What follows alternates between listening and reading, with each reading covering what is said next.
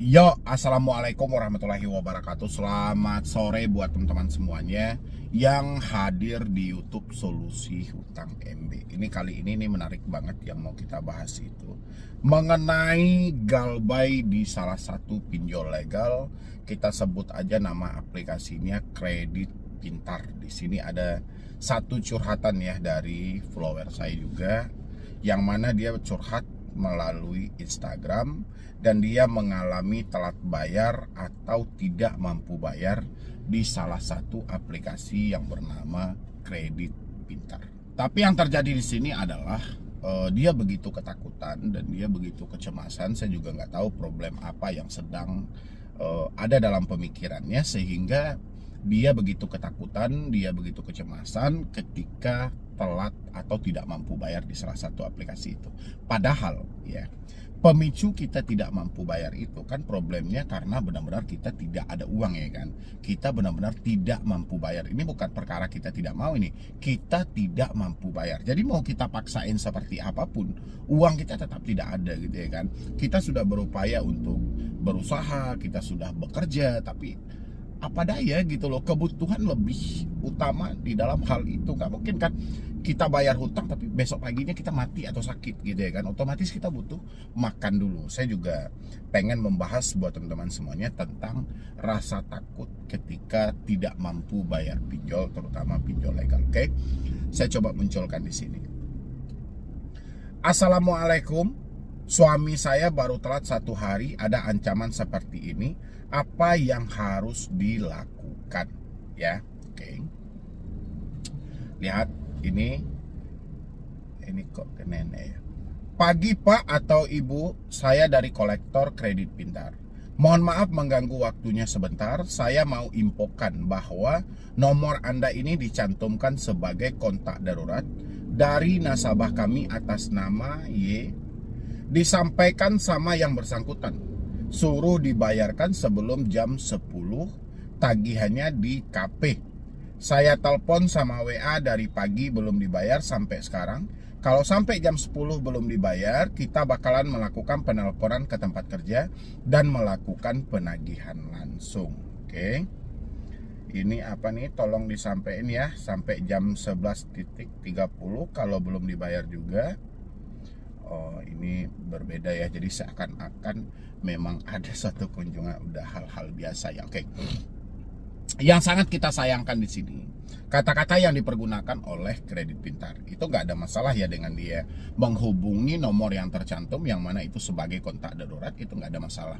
Dia mengkonfirmasi soal keberadaan si debetur. Harusnya kan cuma seperti itu gitu loh. Nggak perlu juga dia menyampaikan nomor Anda dicantumkan sebagai kontak darurat, tolong sampaikan untuk bayar hutang. Itu kan nggak boleh, karena hutang-hutang ini kan ranahnya privasi juga. Walaupun itu adalah sebagai kontak darurat sesuai dengan aturan OJK, kontak darurat bukan tempat sasaran untuk menagih, tapi hanya mengkonfirmasi keberadaan si debetur. Jadi nggak ada ceritanya sampaikan pesan, ini nggak ada. Hanya kita bertanya, nomor Anda dijadikan sebagai kontak darurat di salah satu aplikasi kami, namanya ini Kredit Pintar, dan kami mau konfirmasi di mana keberadaan yang bersangkutan. Nanti kalau misalnya dia ketemu sama Anda, tolong sampaikan dan untuk sama kami misalnya gitu kan, untuk berkabar sama kami dan ada hal-hal yang mau kita sampaikan. Kan harusnya seperti itu ya kan, nggak perlu juga langsung disampaikan suruh dibayarkan hutangnya sampai jam 10. Itu kan hutang-hutang gitu loh. Hutang-hutang ini yang ranahnya harusnya menjadi privat, menjadi privasi, malah dibongkar begitu aja. Oke? Dan habis itu lagi yang sangat ini sangat saya sayangkan juga ya. Kenapa sekelas Kredit Pintar menyampaikan seperti ini?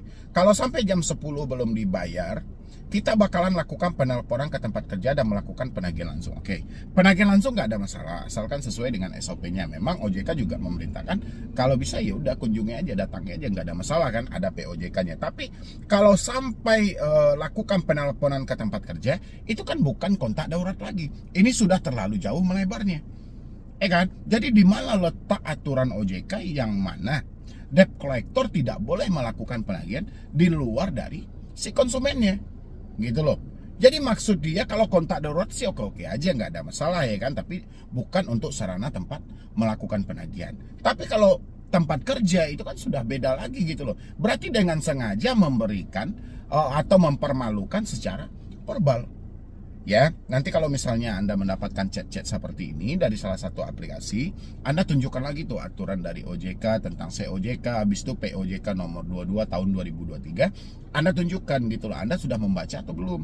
Anda sudah memahami apa belum? Kalau Anda belum membaca, Anda belum memahami, coba ini Anda baca gitu loh. Kenapa Anda bisa menyampaikan kepada kontak darurat untuk suruh bayar hutang? Berarti Anda membeberkan juga dong soal hutang-hutang saya gitu ya kan. Tapi kalau hanya sebatas ada tadi yang nelpon dari Kredit Pintar katanya ada apa ya, kurang tahu juga.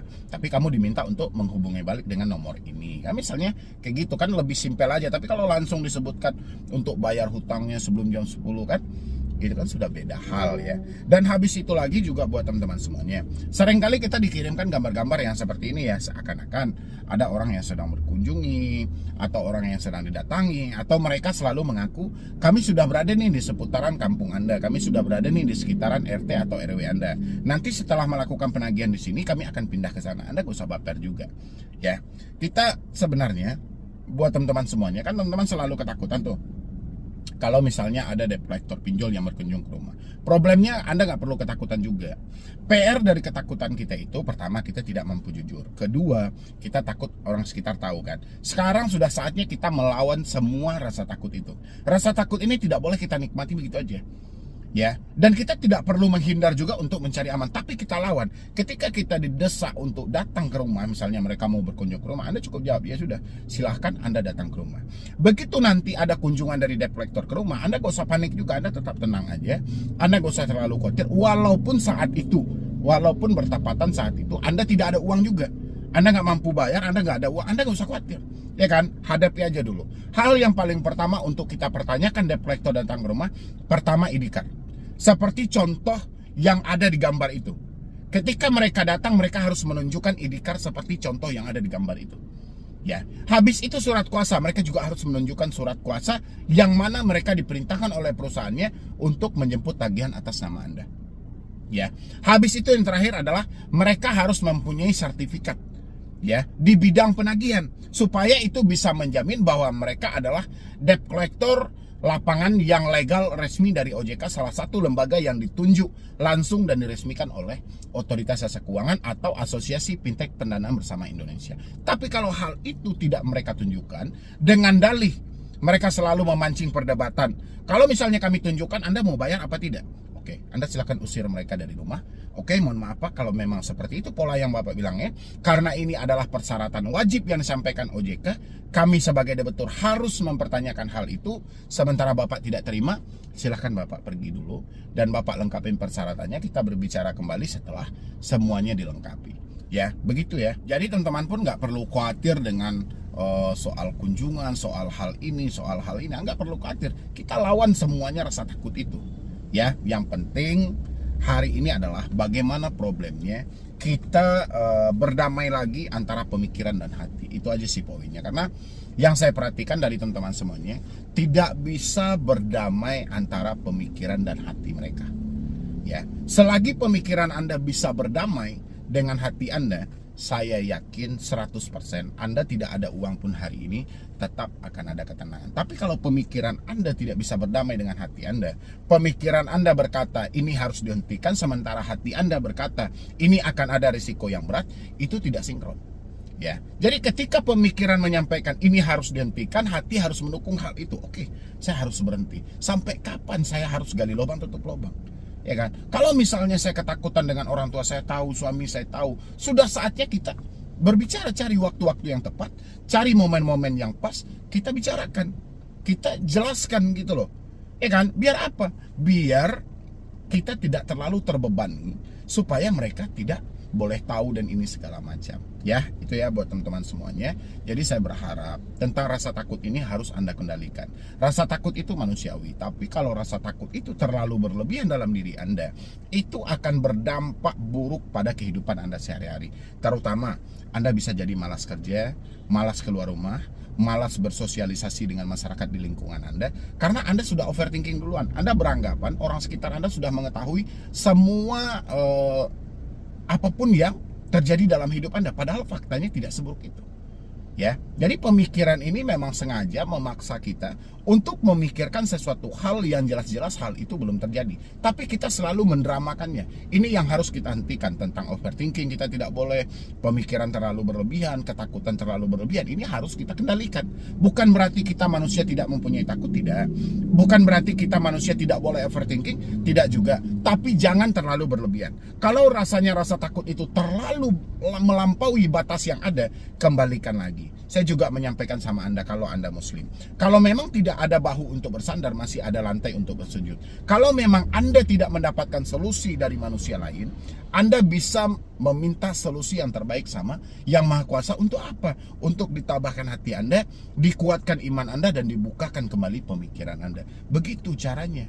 Ya, karena kita tahu kan, segala kenikmatan, segala rezeki yang diberikan itu dari Yang Maha Kuasa gitu loh. Mulai dari kesehatan, kita masih hidup sampai sekarang, kita dilimpahkan rezeki juga, masih bisa makan minum gitu loh. Tapi kenapa kita selalu lupa dengan pemberi rezeki? Ya, sudah saatnya kita kembali dan kita bersyukur, minta petunjuk juga, minta jalan yang terbaik juga. Di samping kita berusaha juga mencari solusi yang terbaik. Ya, mungkin dari saya cuma itu aja. Buat teman-teman semuanya, mudah-mudahan ini bisa membantu buat Anda. Intinya tidak ada yang perlu Anda takuti tentang telat bayar atau galbay di pinjol. Apapun chat WhatsApp mereka, nggak usah terlalu Anda hiraukan dan nggak usah terlalu Anda pikirkan. Ya, jadi sekian dulu dari saya, Medi Broni. Wassalam.